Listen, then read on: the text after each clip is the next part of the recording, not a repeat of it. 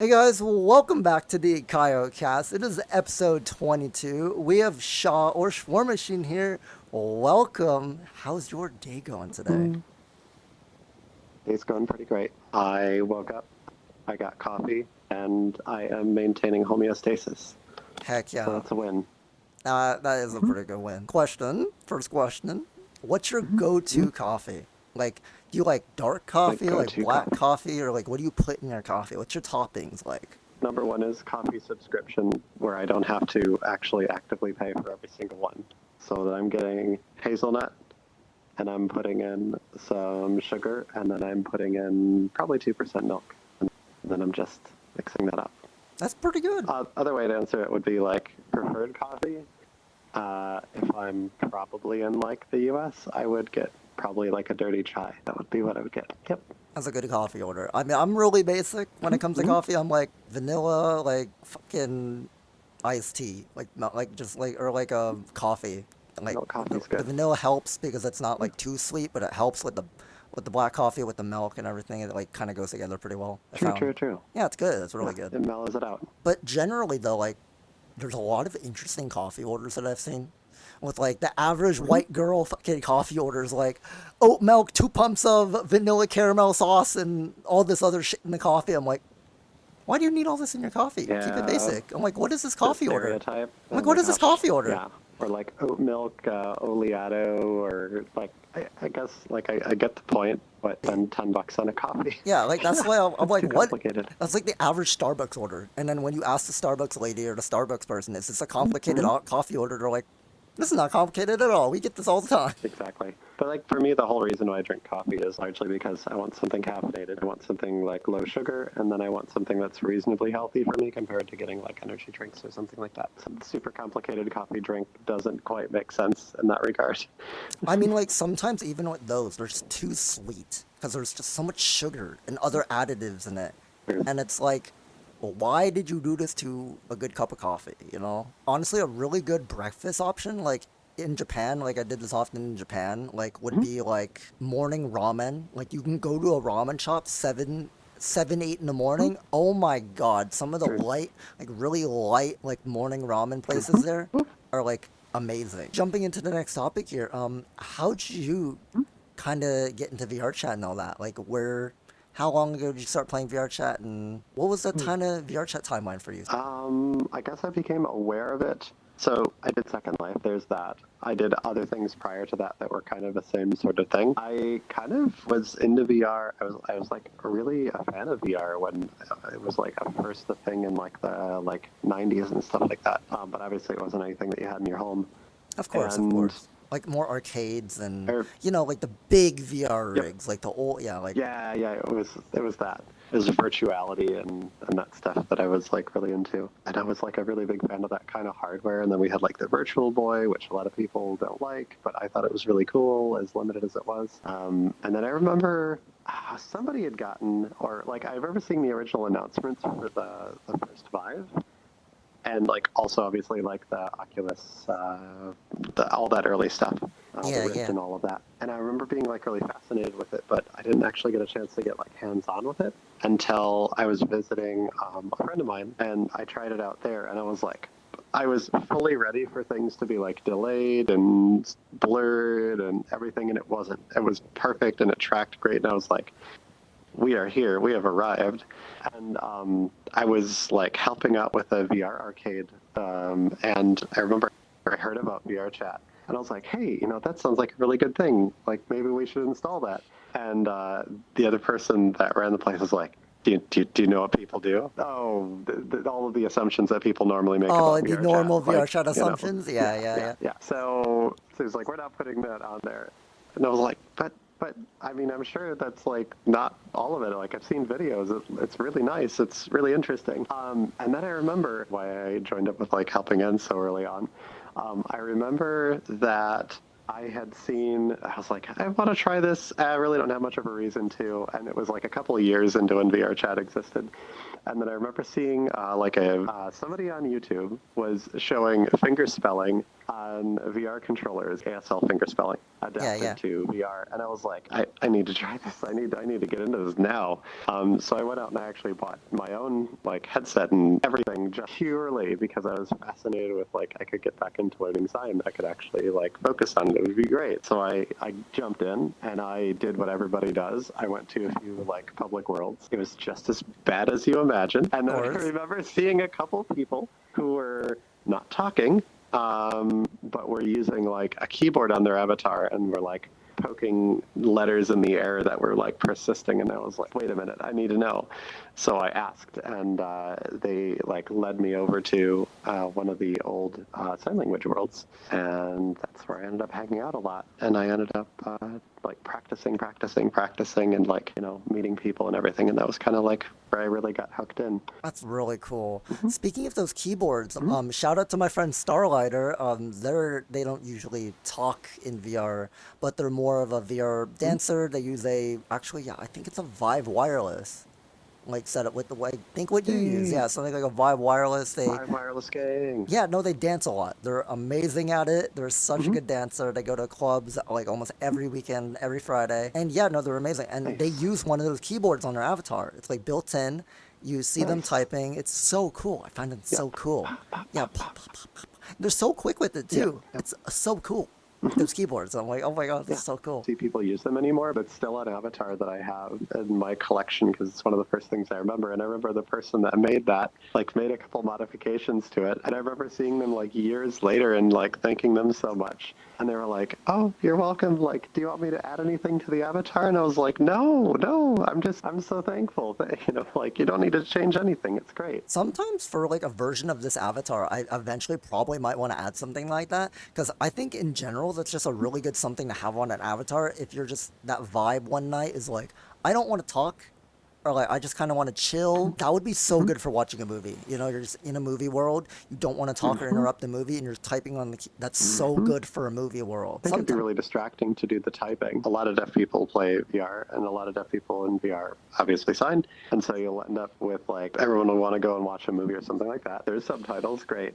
Like you wouldn't be able to focus on reading all of that and typing at the same time on a keyboard that's covering up most of your view. It just wouldn't work. Or watching a film or doing sign at the same time would be really difficult too, while trying to read subtitles. No, not at all difficult. No, because it's different modes. Reading, that's like one mode. But then if you're like signing like expressively, then that's another mode. And if you're like watching signing like receptively, that is a different mode. And so because they're all like different modes, as long as you're not trying to simultaneously do like all of them at once, it's totally manageable. And then with like obviously with practice, like it becomes even more manageable. I've talked to you about this in the past a little bit. I really want to get into sign language, but I can't get my base stations working. So once I get my base stations working and get some knuckle controllers, I will. You need to teach me the ropes or something, a little bit of that, because it's so cool to me. Or it's so annoying because like I got them like 3 months ago. I had them working for New Year's. It was working great. I was dancing. It was good. It worked. And then I had connectivity issues. Like, for example, one Vive tracker on the leg's like, hey, I don't want to track no more. It's just, here's a Vive tracker, just wander. Just wander. And then you recalibrate and it's just not there. And then it's like, I have 1 point, 2 point. Where's the other third one? It's like 1, 2. Where'd it go? And then just in Narnia. And it's like, why does that happen? And I need to figure that out. Tracking problems can be super complicated. I've had to solve those over video calls and stuff. And I remember probably the funniest one was we're trying to help somebody who'd just gotten their like headset and everything, and they got their base stations, and they went to go set them up, and like stuff was showing up, but it wasn't tracking. But it was showing that it was tracking, but it was not tracking well. It took a really long time to realize it was their, they had like wood paneling in their room, and the wood paneling was glossy. Oh my god, there's no way. And so I was like, no, it was really? like, I couldn't notice that like immediately. Yeah, like glossy wood panels, and because it was like this gloss shine to it, and it was reflecting off. And where they were was close enough to the reflection that it had a really difficult time understanding what was like an original like laser hit and what was a reflected hit, so like it couldn't distinguish between them, and so it just didn't work. One theory that I possibly have is I have blue walls in my room. The one thing that I'm like, because you know how the they're on the wall usually, but how they usually like scan the floor Yeah. and everything too. Would glossy floor possibly affect that? It could screw some stuff up, right? Yeah. Yeah, like What you maybe. said? You didn't you say tile floor or something? Well, no, I have hardwood floor, but it's not even that glossy though. But it Hardwood might floor. be glossy enough to where it's causing issue. That's what I think it is. It's Honestly, unlikely. it's No, either that or something else, it's right? unlikely. Really? True. Yeah, it's unlikely that it's that glossy. Other thing I think it is definitely dongles or connectivity issue or some Bluetooth crap. It's either that, reflections, or something. Like it's one of the 3 to 4 reasons. Like it's something along those lines. You can figure out like an environment where it works, and then just kind of like move it a little bit, and then see what is the difference, and then you'll figure it Yeah, out. yeah, of course. Because once I eventually get it fixed, I shouldn't have issues. I have 3 base stations. That covers a lot of surface area. I'm using 3 like right now, and it's completely fine. Yeah, But I have yeah. like carpet and then smooth walls and stuff, like not glossy, but like matte. Painted walls are So, fine. Matte painted walls, right? That's what I Yeah. got. Yeah. yeah, that shouldn't have any problem. Yeah, you're okay. But there could be some other thing that's reflecting it too. VR troubleshooting sometimes is really annoying. Like it gets really bad sometimes. Yeah, I've had times where like it took me a good like 30 to 45 minutes just to be able to get like something to work, and it can like really like take all the motivation out of you that you have to get into VR. Oh, 100%. But yeah, no, like speaking of helping hands, like has it been around for a while? Like the community, like before you even joined? Like how long has it been around and like Yeah. kind of like the Oh whole sign gosh. language and VR chat? Well, I mean, sign language in VRChat has undoubtedly been a thing as soon as signers entered VRChat. Like ever since the index came out, right? Or like you got more advanced with the knuckles, right? Before. Really? Obviously. Oh gosh, yes. Like people have been, as long as you have people who sign and rely on sign, and they get into any sort of environment, they bring the language with them. Like that's just going to happen. If necessary to communicate, then people are going to use it. I want to say at least 2019, but I joined in either 2019, 2020, but it was around before that as like a smaller like social circle that Yeah, of course. later got opened up. Yeah, to be able to get people to be able to join in, do the classes and all of that. So it's like changed so much over the years. Like I had a bunch of involvement with a bunch of like different film projects, and we've had the involvement for like the New Year's ads and posters and stuff like that. And like it's a community that's been around for a really, really long time. That's really cool. Jumping to the next topic here. I'm really interested in how you for sure. found the academy. How did you like meet Tizzy and everyone? Like was it through like Oh heavens. Second Life or VRChat or Oh gosh, how did I meet Tizzy and how did I meet the Academy? I'm not 100% sure, other than like I just started coming to the world. I just started coming there because it was a nice, chill place, of course. and obviously being like group moderated and all of that has been like super helpful. But I just found like everybody there to be so like amazing and inspirational, and a lot of it was really helpful to me because my sort of like later self-discovery and that sort of thing was like not immediately obvious to me. I knew like a bunch of different people within VR and outside of VR who are going through their own experience. Yeah, of course. And I was always inspired by that, and I was always like very curious, and I was always like, well, I wish I could do that. But years and years ago, I was told like, nope, you can't do that. And like, nope, that's not an identity that exists for you because you don't want to do like a full switch. And I was like, well, that sucks because I like all these things that these people are going through. It's amazing, it's so wonderful to see that. And then just the fact that I was able to meet people who were like very kind of like similar to me, and I could identify with like, oh wait, so you kind of feel that way too. Like you don't want to completely change, all of these physical things about you. But just some things. things. You value a lot of these other things. Correct. And so when I found that like not only is that like a thing that people are absolutely doing, but it's a completely valid choice, and like just a lot of that sort of hit home. I was starting to travel and do like meetups with people that I had met in VR, and I remember like just kind of having some like closer experiences, knowing some people that I had met, and just being like really seeing them up close and understanding like what they're going through. And I was like, yeah, I'm 100% in. And so like, gosh, I cannot remember precisely when at this point, but I remember I like went through the process of going and, 20 plus years later, going and finding a therapist and like talking and working it all out, and my own personal journey. So Heck it's been awesome.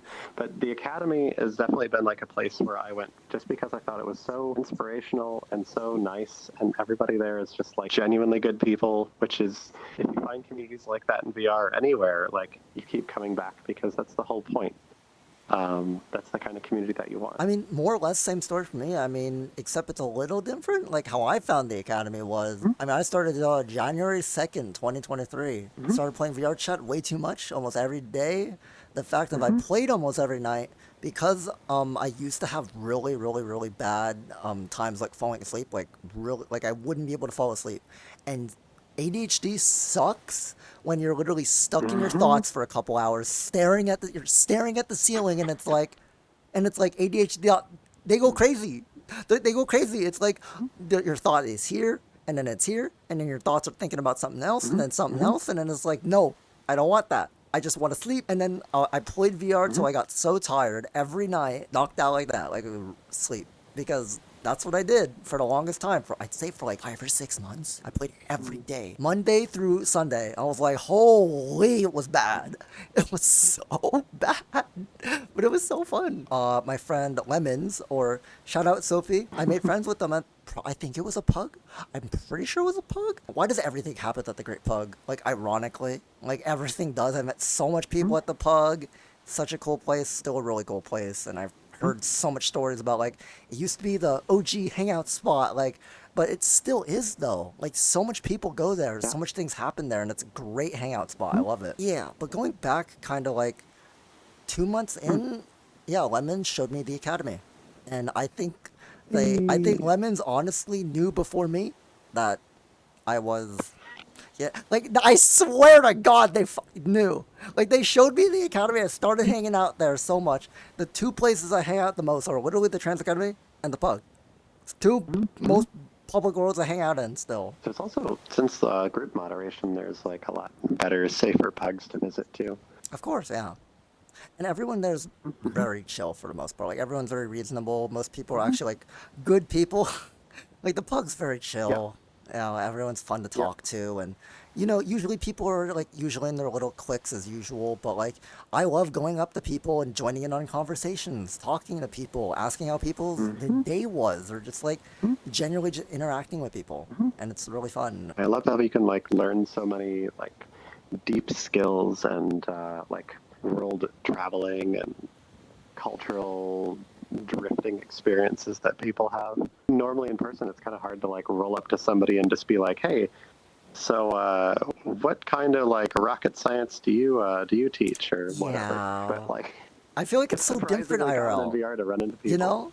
Like, it's so like IRL interactions. Like, for example, if I saw you IRL, like at the grocery store or something, like you're not gonna walk up to someone and be like, hey, so how you doing? Like, you're not gonna do that at the grocery store. Like, you really ain't. Like, we're not going to have deep discussions about how to set up your trackers and play space and or like you're not going to. I mean, you have a really cool grocery store, and I want to know about it. Oh, 100%, 100%. But like, you're not going to go up to someone in a Walmart, be like, "Hey, do you play VRChat?" Like you're not going to do that. That's just kind of weird. It's just the environment, though. Like, in VR, it's so cool the way it's like how it's social, but then people use it for all sorts of things. Literally, you can watch movies, chill with people, chill, cuddle, do whatever. Like, literally just such chill things. Hang out in a world, private world, friends plus, anything, just talk with friends and just hang out. And rough day at work, watch a movie. Sit down, watch a movie. Grab your popcorn, put your controllers down, go to the Great Pug, hang out, have a great time, talk to some people, hang out at the Trans Academy, Midnight Rooftop, wherever, like, especially all the game worlds. Oh my God. Like, some of them are pretty fun. Like, Prison Escape, I've heard it's really popular. I haven't played that one. I definitely need to play that one. Some of my favorite classic is Murder 4. We love Murder 4. It's really fun. Among Us VR. Oh my Uh, god, really? Like trying to sign in yes, Among Us? yeah. Like, oh my god. So like you have your meeting, and the thing is like we would have some very specific settings. We'd always do like meeting times way up, and then people were so good at figuring out whether or not somebody was like. Sus? I'll just say that How? like deaf people notice everything. I know they're so perceptive, and like you can tell when somebody's like even hesitating to be able to come up with a reason in their communication. That's Like, so cool. oh my gosh, That's so cool it's to me. so good. Oh my It's so good. god. I've played it with like all just like speaking and hearing people. It's absolutely not the same, and it's so much more fun with like a signing crowd. Okay, now I definitely gotta learn. Like, cause that sounds so fun. Mm-hmm. And I would get And absolutely you can. destroyed. Because, oh my god, am Mhm. I so bad at lying? Especially when trying to sign. Oh my god, that'd be so fun, but I would absolutely get destroyed in Among Us VR. There was the option to like force muting everybody. They couldn't cheat. The regular gameplay aspect of it. In the meeting, they would be allowed to verbalize, yell something that somebody would hear through a wall in another room or something like that. Some of my favorite early memories with some game worlds is definitely Murder 4. Like, shout out to Vixie and Ulu, one of my good trans fans. They're super cool. They play like some like just like some music like when we're playing, and it's like this one specific song that I can't remember the name of, but it's so funny because every time there's a murder in Murder 4, they play that song and they just run around trying to get everyone, and it's so funny and it's so fun. That sounded interesting. I don't know, Murder was like fun, but I never really got to like play it a ton. It was one of those ones that's like people develop a strat and then they're just so good at it. They're just so Oh. god tier at it. Like that, like my friend Vix is like really, Yeah. really, really good at Murder 4. Now, the benefit of that, though, is like if the game ends really quick because somebody's like just efficient, a lot of effort into like a game like that, and I can't get some sort of like outcome that I'm looking for out of putting in all that effort. I get kind of like I lose my energy for playing the game so quick that it never like gets me upset or anything like that. Oh yeah, yeah, of course. Like that's why what I like about it. Like it's not too long of a game, but sometimes if someone's really experienced, like you just someone else is it. Like the next game, like you just join the next game, you know? Exactly. You don't invest too much time. It's still fun. Speaking of other VRChat worlds, some other honorable mentions that are amazing. Audio orbs, classic. We all love it. Oh my god, Yes, going on love the audio orbs. rails and just playing Oh, the it's so good. best vibes in the. It's So so simple, good. but it's so good. Yep. Simple and good is amazing. Oh, shout out to VR Dan. Oh my god, like there's that like VRC dancing. Like there's that one guy that apparently like people are like always obsessed with. Like I see that every time I join. There's always that one guy that like they always play the Marshall video. Sama? Yeah, like that one guy, Fitness and then Marshall. there's always that one guy they play in VRC dancing. It's always that one guy, and everyone's just vibing, and I'm like, There's Easter eggs in that world that are like tributes to him and stuff. It's great. wait, actually, you got to show me next time. Yes. Oh wait. I will. Some good choreography is what I really want to try to get into. Like just learning how to dance. Like I'll be honest, I'm gonna out myself. I do not know how to dance. When I'm dancing at clubs or just I'm like just feel the rhythm of the beat. Think how you dance. Like just go with the rhythm. I don't know how to dance. I'm just doing whatever. And people are like, oh, you're so good at dancing. I'm like, thank you. I totally know what I'm doing. At, Azeals' birthday party. Oh my, so so good. that was so sick. gosh. Can we talk? Oh my, no, you saw Dream was like on the thing, and oh my god, it was Yeah. so cool. Yeah. Oh my, it was so sick. Everyone was there. remember that We were all so well. chilling. Yeah. He was streaming. Yep. Like, everyone was like having a Yep. blast. It was people were coming in throughout the night. Oh my god, so fun. Set of sets was actually one of the things that got me back into doing mixing. I was like, that was so good. I am like absolutely inspired. It was So one I of was the like, most I've never. amazing nights in VRChat. Like that I ever like. It was yeah, yeah. such an amazing like line of sets. Like oh, banger after banger after. I was like, oh my god. 100%. Actually, I find that I go to club worlds when I'm just, there's nothing else necessarily going on, but I just want to burn off some calories or whatever. Heck yeah. And I will just sit and vibe to music and dance around and everything. I mean, that's part of the reason I got myself down to medium was just because I want to be able to wear this and like interact and everything. Yeah, yeah. You run into a lot of people signing when you go to raves and things like that. Really? Because people who really just want to be able to enjoy the music, but they also want to socialize, Of course. will pick up signing.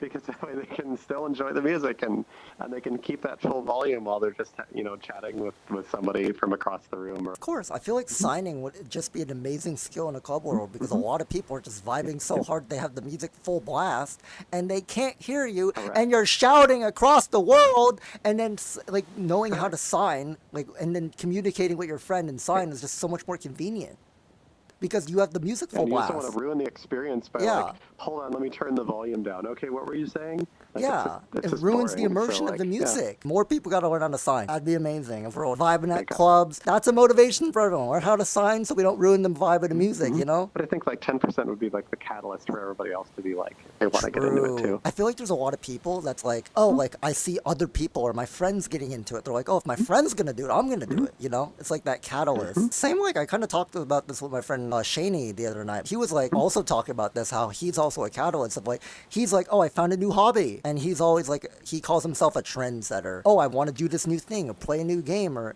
do this new thing. And then his friends are like, wait, it's actually kind of cool. I'm going to do that now because you're doing it. I mean, I've always said like, if you're constantly learning and constantly like, just kind of like doing new things, like life's just going to seem a lot more lively to you because you're constantly like learning new things and doing great things. When you stop giving your brain reasons to like remember things and to develop like new faculties for new kinds of problems, you're basically just like giving your brain an incentive to just kind of like, shrivel up. Challenge yourself and always try to pick up new information and then go back to old stuff where you haven't challenged yourself in that way before. There's no reason not to challenge yourself. Jumping back kind of into the music kind of stuff, did you mostly like stumble into it or like how'd you find the music scene? I guess I had to be aware that it was a thing. I DJ IRL. Of course. IRL, that's past tense. I used to DJ, and that was a thing that I did on my Wednesday nights because like it was a thing to do and it was a thing to like hone a skill again. And then I just kind of didn't do it because like you don't get paid a lot unless you're actually running like bigger venues or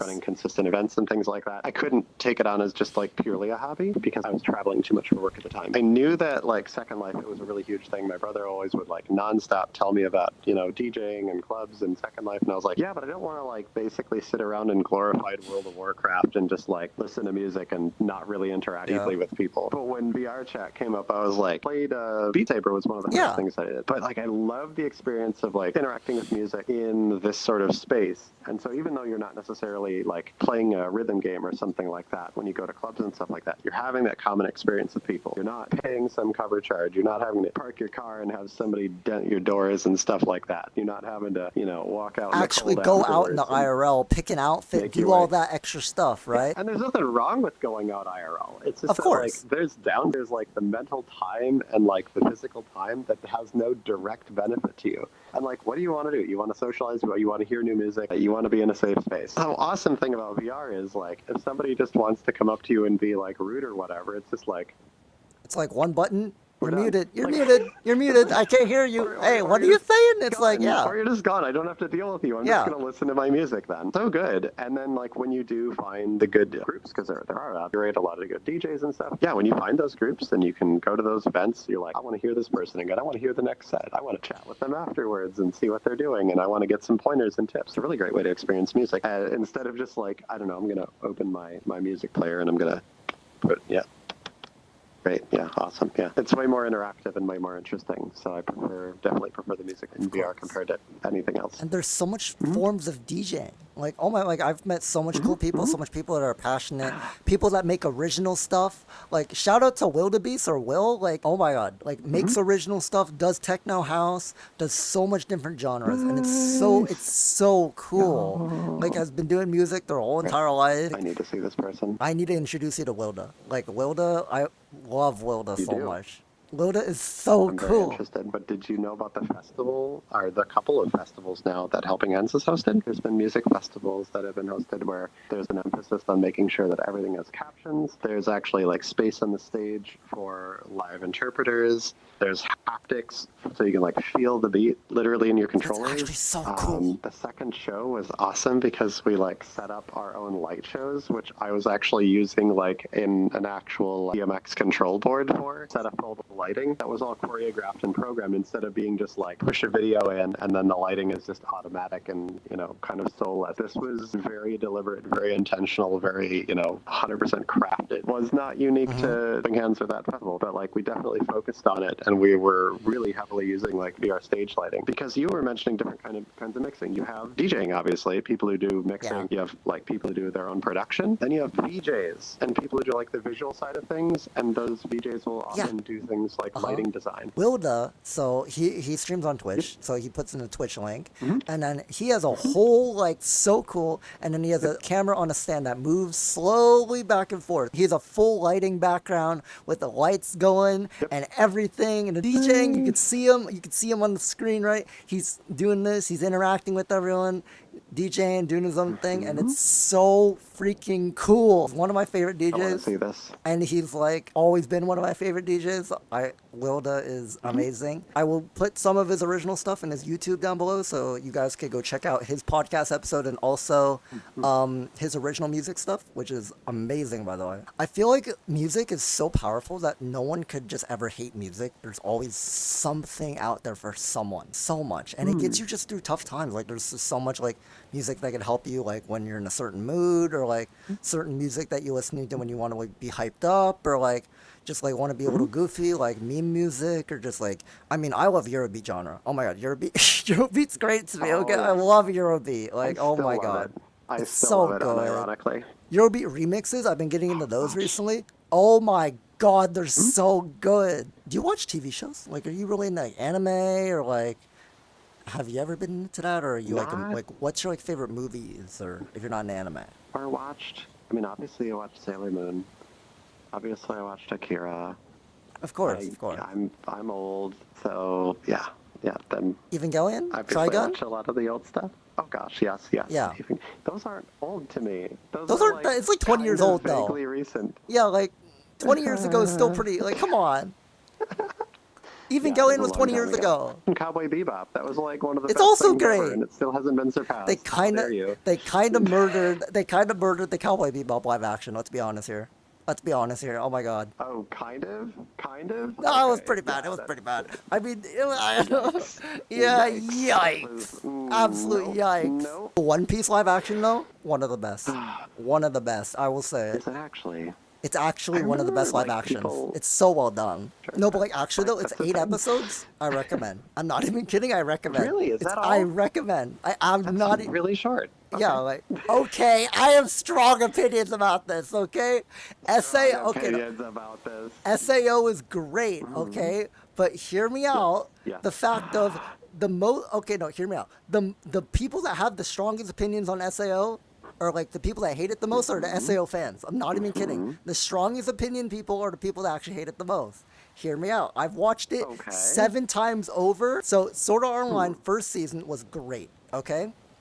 But like the fact of the second part, you understand why they did it with Asuna and like with literally that arc. You understand why it happened. Yes, but like it's like no one asked for fairies.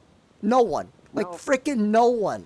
Let's be honest with this. Freaking no one asked for that shit. It was bad. No one asked. It was bad. It was bad. Okay, I'll say it. Oh my gosh. I'll say it. It was bad. I didn't dislike it. I just didn't really see the. The Sweet Home Alabama moment, Sean, with the Kirito and that was so bad. Okay. Gun Gale was fire. Kirito long hair, fire. Okay, I will say it. Also, last 2 seasons were pretty good. Pretty good. When I have finished them. I want to talk to you about it. I really do. Okay, I'm strong opinions about SAO. Okay. For sure. No, for real. Like that's one of the classics, but for its time though, SAO was amazing for the time because it was when VR was kind of exploding. Like, but that's also when SAO hyped up VR too. Like it kind of did though. And it could not have known what was about to happen and how exactly on point it was. Everybody who's watched it knows exactly what I mean by that. But it was really something that we could reflect on, given everything that was going on. Spiderman, the new Spiderman stuff, and they left us on a cliffhanger. They literally did. Again, they left us on the biggest cliffhanger at the end of the second one. It was like so good. I was like, what the heck? It was way too short. I was like, what the heck? It was way too short. Yeah. Next one's coming out 2025. Can't wait. Coming out in 2025. Can't wait for the third one. Oh my god.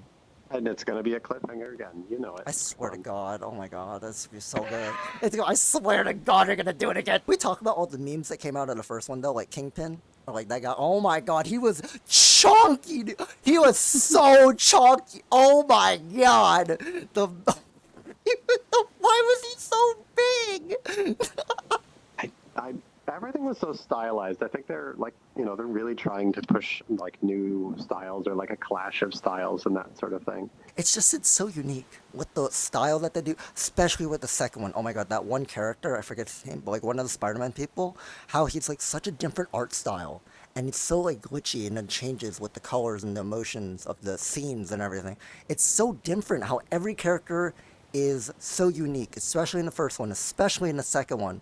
Especially they embrace the Spider-Man meme too. It's like literally like there's so much of them and literally that one scene where they're trying to find Miles, it's like they're like find Spider-Man. Wait, who? Who you? They did the meme and it was so fucking They good. did the It was thing. great. They did the thing. They Gosh. embraced the thing and it was so cool.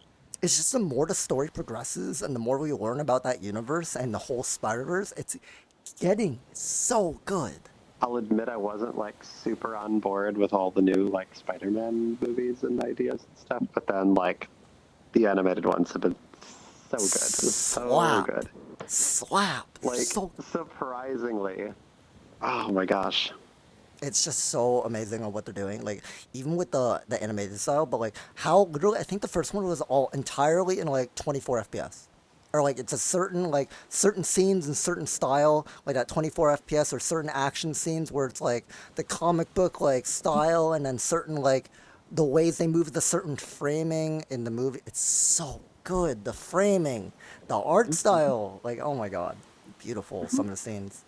One of my favorite scenes from the second one, when Gwen is like all emotional and like trying to still figure out who she is, right? The color palette of like the blues, the pinks, just all the colors was Yep, beautiful. I yep. was like, oh my All the God. symbolism Yeah, in every single backdrop of so many scenes in that was amazing. so good.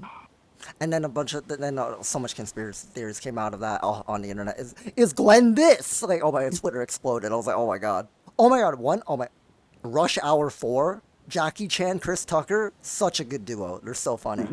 I recommend those movies. Haven't seen it. The Rush Hour series, highly Hmm. recommend. They're just really funny.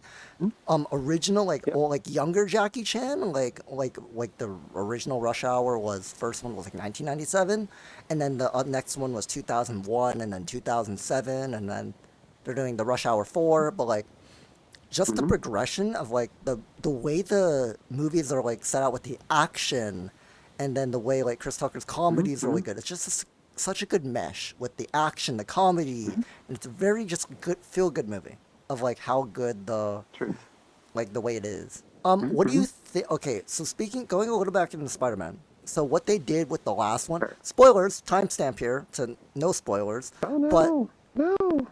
a little of like what they did. Well, it's not really much spoilers, but the fact of like what they did with the concept of him losing his memory. I won't say character names, but like all of that with the whole thing, and then bringing back all the Spider-Men to like kind of do that whole concept. I thought that was great in a way. Like the whole like bringing back everyone, Tobey Maguire, everyone, and then like it was cool. It was pretty good the concept, and then the way how everything happened, and then the whole like the story was all right. Like it wasn't like crazy. It was good. It was good. I don't know. I get why that's like good for story and everything like that, but for something that's like, I don't know, It wasn't a not, happy not ending, gonna right? Yeah. leave it that way. Yeah, no, this made me really anxious. Yeah, same. Yeah, no, it was just not the best feeling when I finished that movie. You know, I was like, good movie. Why the bad ending though? It's like, yeah, it's like when you resolve something and like give people like a little bit of hope rather than just being like, oh geez, There was no hope. things are so dark. Like there really wasn't though. Yeah, I hope it gets better in 2 years. Like, oh my gosh. Like when they come out with the next one, I'm very curious on how they're gonna continue that because there was like. Usually a spark of hope, which you could say there was a Mhm. spark of hope when he found her again, and that like first meeting, like that is a little spark of hope. Like there was a tiny bit, but there wasn't really much. Yep. Like there really wasn't at the end of that Yeah. movie. New stories are just new concepts are always great. Like something new, kind of like with the same characters sometime, or also with some series, like on how they're okay. I'm bringing this up a little, but like the new Pokemon series with Horizons on how they're doing that, it's actually better. Like it's one of the best Pokemon series in my opinion because of the fact of what they're doing with it. Of with Rico and Roy and the new characters, how Ash is not in it, but with the characters, it's a continuation of every last episode of how they're doing it, but it's amazing. The character development's great, the backstories are great, and then the way of like the original Pokemon was and how everything used to be was like, oh, it's like completely random, or like, oh, Team Rocket's here, or like, oh, something, oh, it's like, oh, something's happening. Right. It's like, yeah, like the new stuff is a Yeah. good, refreshing. I love it. I love what they're doing with it. But I kind of like don't love franchises in a way. Like if I'm gonna watch something, I want to watch something that might be like archetypically based on something else. Like one of my more favorite like weird things that I fell into is watching the story of Yanxi Palace, and it's basically like Chinese Sherlock Holmes. Oh, really? It's really good. Yeah, it's really good. I like stuff like that. That's just like this, niche tale that you might be able to like relate it to something that you've heard before or that you've read before, but it's not the same characters rehashed. There's new merchandise. Like, Yeah. if that's kind of like the vibe, I'm out usually. Of course. One other movie that I watched recently that I was not expecting to be good because that franchise is pretty heavily memed on is Godzilla. Godzilla is either good or it's either holy so moly good. is it so the new Godzilla minus one. Minus Oh one. my god, was it so, oh my god, was That minus one a was banger. Holy. awesome. Holy was minus one a banger. Everyone in the audience, go watch Godzilla minus one. It's actually fire. Oh my god. Yep. So, oh my, the story. I mean, it wasn't too predictable, but the only thing that was predictable, like little spoiler, but when he was alive after that big thing, I was like, if he survived, maybe. I was like, maybe. I was like, maybe. I was like, maybe. Other than that, wasn't predictable. Story was great. Direction was great. Their budget was not even that massive. Very small team, I No, heard it too. wasn't. A very small team too. It was yeah. great direction. Oh my god. But that was excellent. I absolutely loved it, and they were unapologetic. They were like, are we gonna dub this over? Why? I will say would it though. more often than The not. English language is really weird. I think everyone just think English is weird. The amount of expression and the amount of the way the Japanese language is, the amount of like the way the expression and the way how you present yourself and the mannerisms and a lot of that with Japanese language is so cool to me. Like you're so much more expressive. You're so much more like meaningful with your words. You're so much like more interactive with people or just in the conversation. You feel like you're more there. You feel like you're more so expressive in videos. Like I watch some Japanese YouTubers, like the way they're like so expressive or the way like acting in movies. Like you have to be so much more like expressive, like not doubting like any of American actors or anything, but just the way it is with certain Japanese stuff and the way how you have to be more expressive because of just how the language is. Like it's amazing. Well, there's also like cultural portrayal and Yeah. expectations, right? Of course, yeah. So, Heavy like, expectation. yeah. So like anytime that you're breaking away from that, like that alone has so much more meaning. Whereas yeah. I feel like it's kind of the expectation of like the main character in like Western movies to be like not Western conforming movies, or I whatever. kind of feel like are just more YOLO. A lot of Western directors are like, hey, let's just like full YOLO this, or let's just like full like do something different away from the original story if it's like some based off something, or it's like no, just stick to the thing or stick to an original thing, or just some stuff with Western stuff is a little whack sometimes. Like some of the new Fast and Furious stuff was a little like whack, but it was good. It was a little good, but like the way they brought Jason, they brought Aquaman, okay? They brought Jason Momoa to be the bad guy in the new one. I was like, what the fuck? I was like, damn, why Jason Momoa in Fast and Furious? Like, first they brought John Cena, now Jason. I was like, I was like, I mean, why not? I guess. Like, who are we gonna have that? Kevin Hart? Drivey movie. Why not? Bring Dwayne Johnson and Kevin Hart back together. Why not? Be some good comedy in that. Speaking of Dwayne Johnson, Jumanji. Oh my god, can we talk about this? The first Jumanji was a goddamn masterpiece. It was so funny. Both first ones were amazing. But the one with Dwayne The Rock Johnson and Kevin Hart and the whole like Jack Black was so freaking funny. I was like, oh I my love god. that so much. So campy, but it's great. Yeah, it's great. The second one with Aquafina was okay, but like the first one just hit different. The fact of like, I feel like always watching movies with friends is just a better vibe. Like going to the movie theater by yourself is kind of sad. Exactly. Like honestly though, like I went to Exactly. the one new Makoto Shinkai film I watched. I went to the theater by myself because I really wanted to see it right when it first came out. It was amazing. I loved the movie, but I was there by myself. I was kind of sad because I was there by myself, and I was like, oh, wish I went with someone. No. No, I just watch stuff in VR, and I love it when people recommend stuff, and then I just like get to watch something that somebody Yeah. else is super into. We gotta watch some movies. Like I gotta recommend you some stuff. I got For some sure, for great. sure. I got some great ones. For sure. Do you got a favorite Yes. ocean animal? I gotta ask. A favorite ocean animal. I like dolphins. I What think about dolphins those are pretty ones cool. that kinda- I mean, also, oh my god, my other second favorite would be the whale sharks. Such majestic creatures. Oh my god, they're big. They have the splash. They're beautiful. They're big. Oh my god, they're so cool. I got one. I got one What? for you. Manta rays. Oh, let's go. Oh, story. Oh my god. So I went to Hawaii last year, and I marked two things off my bucket list that I've always wanted to do. I went snorkeling Yeah? at night with manta rays, and they put up lights in the water, and then you could see them, and they come up to the light. Oh my god, you have to do this. You have to do this. So you go to Hawaii, you book a manta ray like tour. Like there's manta ray tours. Yeah. You go out middle of the night. Okay, it's a little scary if you go out in the middle of the night, but the fact of like you go out at sunset, and then it's dark. But they put lights in the water. It's very controlled. It's very safe. But like you're pretty far out in the ocean, and it's like the lights. You're snorkeling and you're floating, so it's fine. Like you're nowhere deep in the like you're just floating on the top of the water. They come up the manta rays because they're very curious. Like, oh, what is this light? Right? What is it? And they come like so close. Like one was like this close to my face. I was like, oh, it was so. They're so cool. The manta rays were so cool. And then a couple days before that, That's really cool. we went snorkeling in just like the day, really small like fishing boat. I made the joke. We needed a bigger boat because we saw a whale shark. And that's the one thing I marked off my bucket list that I always wanted to do. I saw a whale shark, and it was so cool. And oh my god, I saw a whale shark. It was so cool. Oh my god. Apparently, the little ones, and I like how I'm saying this is little. The 20-footers or the babies, they like the sounds of the boat rudders, like the noise through the water. And they apparently like were really curious creatures. Like they really like the sound, and they hang around the boats because they're like, oh, what is that? Like they hear it. And it's like very curious creatures. And yeah, it's very cool. We got to see some.